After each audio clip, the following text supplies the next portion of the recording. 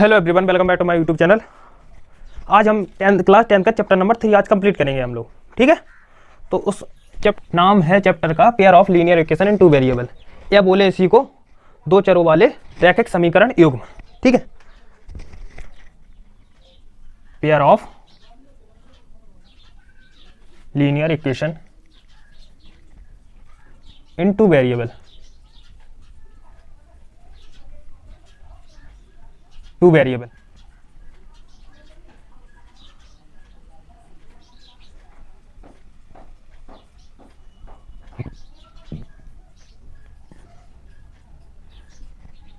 ये होता है, ठीक है। सबसे पहले हम देखें कि पॉलिनोमियल क्या होता है। हम पिछले लेक्चर में पढ़ के आए थे, ठीक है। इसको हम रिवीजन के तौर पर इस्तेमाल करेंगे, यूज करेंगे। लेकिन आप अगर इस वीडियो पहली बार देख रहे हैं तो पिछला वीडियो पहले जाकर देख लें। पॉलिनोमियल क्या होता है? जिसकी वेरिएबल की पावर होल नंबर हो, ठीक है। किसी भी अलजेब्रिक फंक्शन की जो वेरिएबल होता है उसकी पावर अगर होल नंबर है तो वह पॉलिनोमियल होगा, ठीक है। उसके बाद देखते हैं हम लीनियर पॉलिनोमियल। लीनियर पॉलिनोमियल क्या होता है? जिसकी मैक्सिमम पावर, वेरिएबल की मैक्सिमम पावर अगर 1 है तो वह लीनियर पॉलिनोमियल होगा, ठीक है। उसके बाद आते हैं हमारे पास यहाँ पर लीनियर इक्वेशन क्या होती है। इक्वेशन क्या होती है ये हमें पता होना चाहिए। अगर हम किसी चीज़ को दो चीज़ें लें और इसको बराबर कर दें, ठीक है। किसी के भी बराबर करें, 0 के बराबर करें या 1 के बराबर करें या 2 के बराबर करें, किसी के भी बराबर कर दें इक्वेशन को, मतलब पॉलिनोमियल को। जैसे हमने कोई पॉलिनोमियल पहले तो लिखा था हमने px = 2x + 3, ये हमने पॉलिनोमियल लिखा। अगर हम इसी पॉलिनोमियल को 0 के बराबर कर दें, अगर px को 0 के बराबर कर दें तो हमारा निकल के आएगा 2x + 3 = 0। तो ये अब पॉलिनोमियल ना रहा, ये हो गया हमारा इक्वेशन, ठीक है। समीकरण बोलते हैं जिसको हिंदी में, इक्वेशन हो गई हमारी इक्वेशन, ठीक है। समीकरण बोलते हैं इसी को हिंदी में, समीकरण, ठीक है। समीकरण हो गया हमारा कंप्लीट। इक्वेशन क्या होती है ये हमें पता चल गई, ठीक है। उसके बाद आते हैं हमारे क्या, linear equation in two variable. अब इक्वेशन साथ में लगा, इसमें टू वेरिएबल भी है। क्या होते हैं हम सभी अभी हाल देख रहे हैं, बिल्कुल।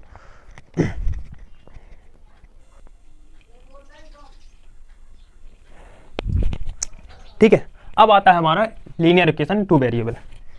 लीनियर इक्वेशन में क्या होता है, टू वेरिएबल क्या होते हैं? सबसे पहले देखें, अगर एक ही इक्वेशन में दो प्रकार के वेरिएबल हो, जैसे कि a b, x y, s t, u भी, कैसे? ऐसे इसको हम लिखें ऐसे 2x + 3y + 4 = 0।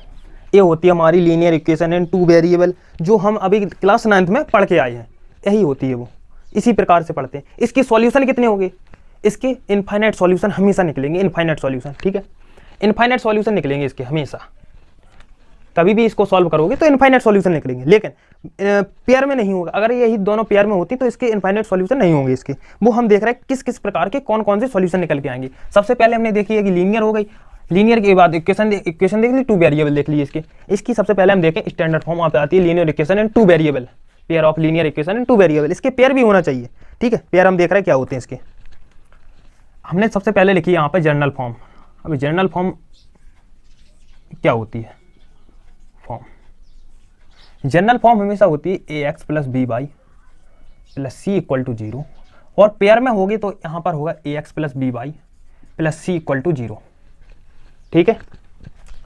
अब इसके बाद आते हैं जो मेन इंपॉर्टेंट पॉइंट होंगे। यहाँ पर 1 2 होगा, यहाँ पर 2, यहाँ पर 2, यहाँ पर 1 होंगे, यहाँ पर भी 1 होगा, यहाँ पर भी 1 होगा, ठीक है। इसके बाद आते हैं इनकी कुछ कंडीशन है, जैसे कि वेयर, जहाँ क्या होगा, जहाँ a एंड b, a और b does not equal to 0। कैसे? अगर हम यहाँ पर 0 कर दें या यहाँ पर 0 कर दें तो यहाँ पर टू वेरिएबल बचेंगे क्या? नहीं बचेंगे।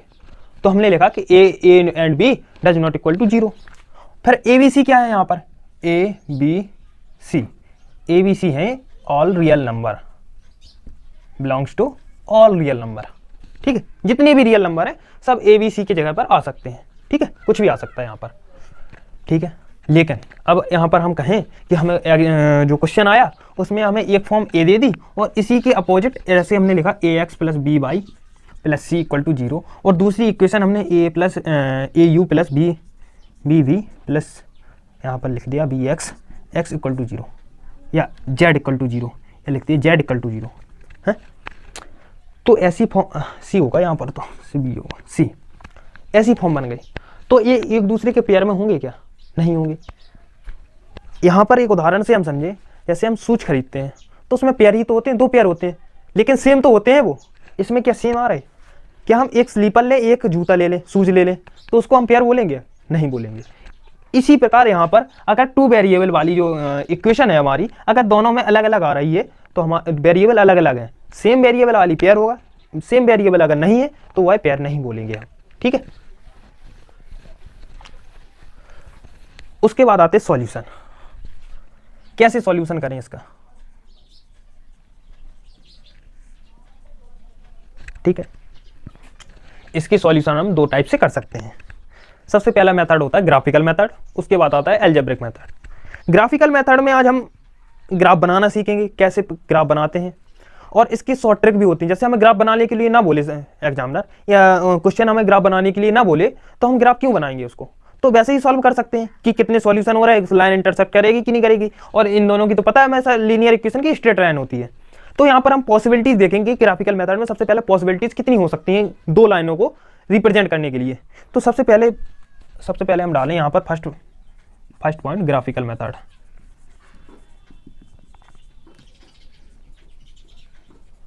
Graphical method. अब हम देखेंगे कि जो लाइन होती है, 2 लाइनों को हम ग्राफ पर कितनी प्रकार से रिप्रेजेंट कर सकते हैं। ठीक है, सबसे पहला हम पॉइंट देखें तो लाइन हमेशा इंटरसेक्ट करेंगी, एक पॉइंट से इंटरसेक्ट करेंगी। दूसरा हम पॉइंट देखें तो लाइन हमेशा पैरेलल होंगी। ठीक है, तीसरा पॉइंट देखें हम तो लाइन हमेशा कोइंसिडेंट होगी। एक ये लाइन है और एक ये लाइन, इसी के ऊपर है ये। ठीक है, इसी के ऊपर है, एक के ऊपर एक चढ़ी हुई है। तो इनको क्या बोलते हैं वो भी देख लें। यहाँ पर लिखा हमने ये लाइन इंटरसेक्ट कर रही, तो यहाँ पर लिखेंगे इंटरसेक्ट लाइन। इंटरसेक्ट लाइन, ये है पैरेलल लाइन। ठीक है, ये इसको बोलते हैं कोइंसिडेंट लाइन। Coincident line. ठीक है, उसके अब यहाँ पर देखेंगे सॉल्यूशन कितने आएंगे इनके। हमें तो मैंने सॉल्यूशन बताना है कि लाइन इंटरसेक्ट करेगी, तो हमें पता चल गया पैरेलल है ये भी पता चल गया, हमें कोइंसिडेंट है ये भी पता चल गया, इनकी पॉसिबिलिटीज पता चल गई। अब देखेंगे सॉल्यूशन कितने होंगे इसके सॉल्यूशन हमेशा 1 सॉल्यूशन आएगा, इसमें 9 सॉल्यूशन आएंगे, मतलब एक भी सॉल्यूशन नहीं होगा। इसमें इनफाइनाइट सॉल्यूशन आएंगे, मैनी या इनफाइनाइट सॉल्यूशन। ठीक है, इसमें 1 या यूनिक सॉल्यूशन आएगा, यूनिक सॉल्यूशन। अब इसको पहचानेंगे कैसे? तो हम इनकी रेशियो देखेंगे। ये फर्स्ट लाइन के, लाइन फर्स्ट के और लाइन सेकंड के रेशियो देखेंगे। किसके रेशियो? कोएफिशिएंट के। अगर हमारी लाइन इंटरसेक्ट करेगी तो हमेशा जिनके a1/a2 आएगा, जो b1/b2 की डज नॉट इक्वल टू होगा। ये दोनों कभी इक्वल नहीं होंगे। अगर ये दोनों इक्वल नहीं है तो हमारी लाइन इंटरसेक्ट करेगी। ठीक है, दूसरी में आता है पैरेलल वाली लाइन में। पैरेलल में क्या होता है? a/b, a/a2, a1/a2 equal to b1/b2 does not equal to c1/c2। अगर ऐसे हमारे रेशियो निकल के आ रहे हैं कोएफिशिएंट के, तो हमेशा लाइन कैसी होगी? पैरेलल। ठीक है, उसी के बाद आता है हमारा coincident, a1/a2 equal to b1/b2 equal to c1/c2। अगर तीनों कोएफिशिएंट के रेशियो इक्वल हैं तो होगी हमारी लाइन कोइंसिडेंट।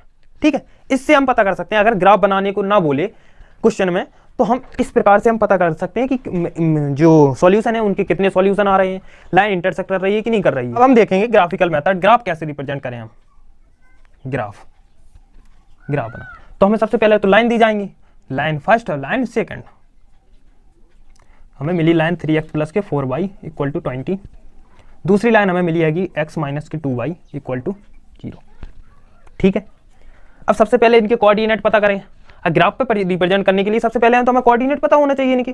तो कोऑर्डिनेट पता करने के लिए सबसे पहले हम लाइन फर्स्ट को लें, लाइन फर्स्ट के कोऑर्डिनेट। तो हमने सबसे पहले यहाँ पर एक बॉक्स बनाया, ऐसा बॉक्स बना लिया, x बनाया, यहाँ पर y बनाया। अब हम रखेंगे x की जगह 0 पर। x की जगह 0 रखा तो हमारा y का कोऑर्डिनेट आया 5। यहाँ पर 0 टर्म हो गई, x का डिवाइड किया 20 को तो 5 बार गया, तो यहाँ से हमारे एक कोऑर्डिनेट निकल जाए पॉइंट। ठीक है, फिर उसके बाद अगर हम यहाँ पर y को 0 रखेंगे, y को यहाँ पर y होगा नहीं, y, इसको y को 0 रखेंगे तो ये टर्म पूरी 0 हो जाएगी, तो यहाँ पर आएगा दूसरा हमारा कोऑर्डिनेट 3। इसके हमारे पॉइंट जो निकल के आएंगे, पॉइंट 0,5, दूसरे पॉइंट निकल के आए 20/3 0। ठीक है, लाइन फर्स्ट के पॉइंट निकल के आ गए। अब हम लाइन सेकंड के पॉइंट निकालेंगे ऐसे ही। अगर हम लाइन सेकंड के पॉइंट निकालें तो फिर से हमने बॉक्स बनाया, x की वैल्यू रखी, y की वैल्यू रखी। अगर हम x की जगह 0 रखें, x की जगह 0 रखा तो y की वैल्यू भी 0 आएगी। अगर हम x की जगह पर 2 रख दें, x की जगह पर 2 रखें तो यहाँ पर 1 आ जाएगा। देखो यहाँ पर रखे 2 रखा तो यहाँ पर उस साइड गया माइनस का, माइनस से माइनस कैंसिल, 2 1 जा 2, यहाँ पर आ गया 1। तो इसके पॉइंट जो निकल के आ गया, पॉइंट निकल के आया 0,0। ठीक है, 0,0 हो गया।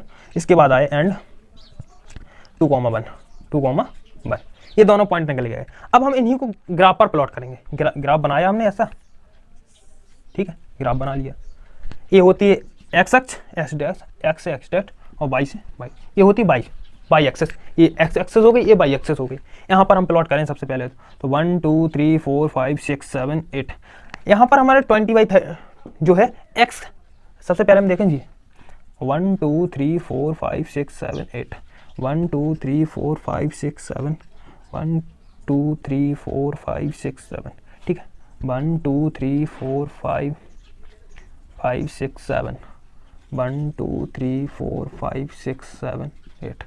ठीक है, अब यहाँ पर देखो हमें कि x0 है, x1 y1, x2 y2 होता है। ठीक है, x1 y1, x2 y2। ठीक है, y2। यहाँ पर देखो x पे हम 0 चले तो 0 तो यही है, x पे 0 चले और y पे 5 तक चले तो एक पॉइंट यहाँ पर आया हमारा। अब यहाँ पर हमें x पे चलना है 20/3 का मतलब यहाँ पर कहीं होगा, यहाँ पर। ठीक है, 6 के आगे और 7 के पीछे, और y पे 0 यही होगा। ठीक है, तो अब जो पॉइंट जे मिले और जो मिला इनको हम ऐसे मिला देंगे, मिला दिया। ठीक है, अब इसके बाद आए यहाँ पर हम x पे 0 y पे 0, x पे 0 y पे 0 यही होगा पॉइंट। ठीक है, एक पॉइंट यहाँ पर मिल गया। x पे 2 ये है और y पे 1 ये है, ये x और y पे भी मिल गया, तो इसको यहाँ से मिलाएंगे ऐसे। ठीक है, तो जिसके जो निकल के आएंगे कॉमा, वो निकल के आएगा यहाँ पर 2 4,2 आएंगे यहाँ पर। ठीक है, यहाँ पर एक्यूरेट यहाँ पर आपको नहीं दिख रहे होंगे, लेकिन जब आप स्केल से बनाओगे तो एक्यूरेट मिलेंगे आपको। ठीक है, यहाँ पर हम ग्राफ प्लॉट करना भी सीख गए। इसके बाद आते हैं हमारे अलजेब्रिक मेथड, उसको भी देख लें हम कितना सिंपल होता है। सबसे पहले डाला हमने अलजेब्रिक मेथड।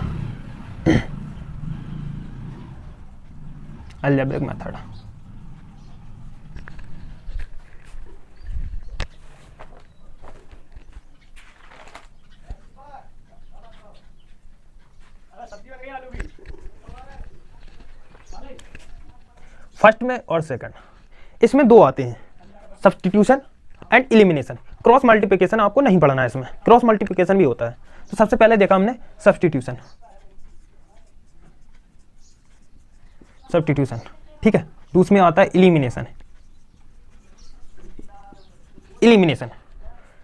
सब्स्टिट्यूशन में क्या होता है, सब्स्टिट्यूशन में हम सबसे पहले करते हैं कि किसी भी जो x या y 2 वेरिएबल है, इसको एक वेरिएबल में बनाएं। कैसे, x जो वेरिएबल है उसको हम y के फॉर्म में बना दें।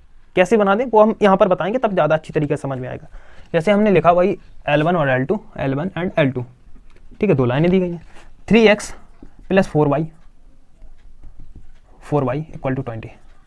यहाँ पर लिखा हमने 2x + x - 2y = 0। हमने ये इक्वेशन इसलिए ली कि तुम्हें यहाँ पर पता चल रहा है कि इसकी वैल्यू जो आ रही है एक्यूरेट आ रही है कि नहीं आ रही है, जिससे तुम बनाने का प्रयास करो। ठीक है, ये हो गए हमारे L1 और L2। इसको सब्स्टिट्यूट करना है। सबसे पहले इक्वेशन हम फर्स्ट में डालें, यहाँ पर सेकंड। अब एक हम इक्वेशन थर्ड बनाएंगे तो हम x को y को 2y को साइड भेजेंगे तो यहाँ पर आ गया 2y। ये बन गई हमारी इक्वेशन थर्ड। ठीक है, बन गई, ये हमारी इक्वेशन थर्ड बन गई।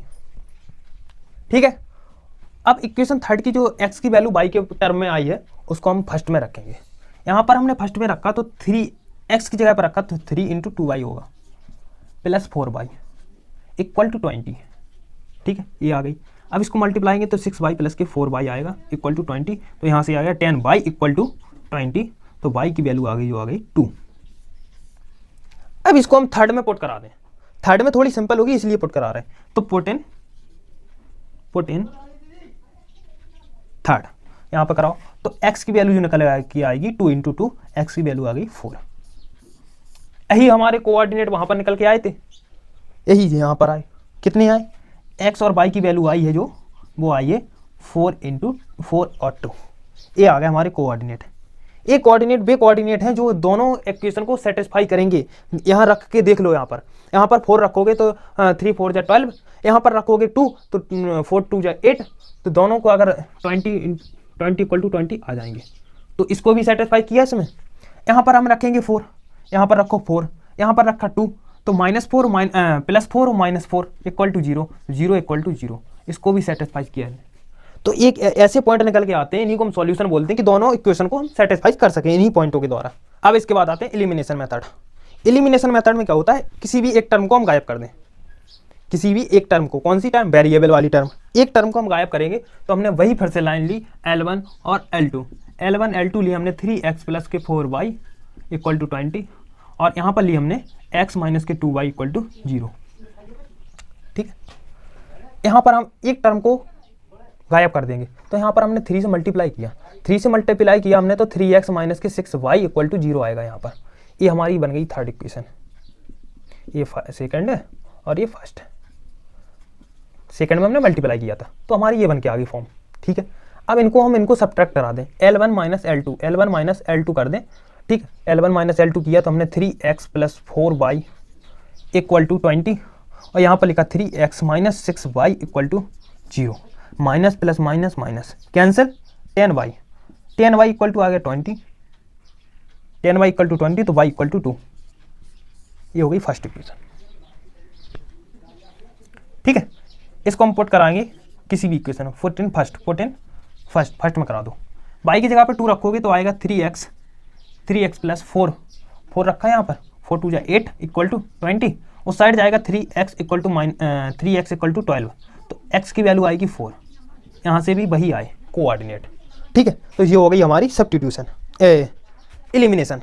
ठीक है, अब बोल रहे होगे आपकी एक ही एग्जांपल कराया आपने, तो इसके बाद जो वीडियो आएगा पूरा क्वेश्चन का आएगा, उसमें अच्छे जो क्वेश्चन आएंगे बोर्ड में आए हुए हैं उन्हीं को कराएंगे हम। ठीक है, तो इसको कंप्लीट कर लेना, और हमें जो डाउट हो, आपके मन में जो भी डाउट हो वो हमें कमेंट बॉक्स में रिप्लाई करना। ठीक है, थैंक यू।